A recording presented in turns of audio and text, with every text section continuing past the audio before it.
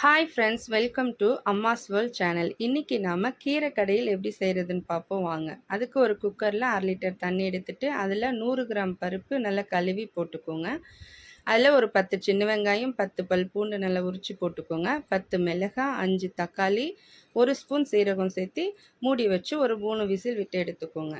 ஒரு மண் சட்டியில் 1/2 லிட்டர் தண்ணி ஊற்றி ஒலை காஞ்சதுக்கப்புறம் கீரையை அலசி க்ளீன் பண்ணி அலசி 2-3 டைம் அலசி எடுத்துக்கோங்க.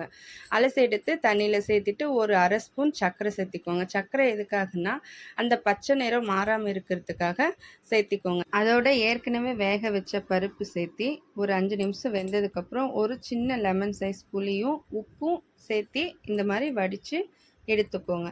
வடித்து எடுத்ததுக்கப்புறம் இந்த மாதிரி மத்து போட்டு நல்லா நைஸாக கடைஞ்சி எடுத்துக்கோங்க.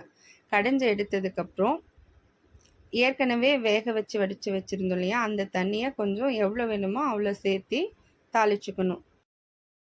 தாளிக்கிறதுக்கு ஒரு 10 சின்ன வெங்காயத்தை உரித்து இந்த மாதிரி ஒன்றும் பாதியமாக ஒரே நசுக்கி எடுத்து வச்சுக்கோங்க.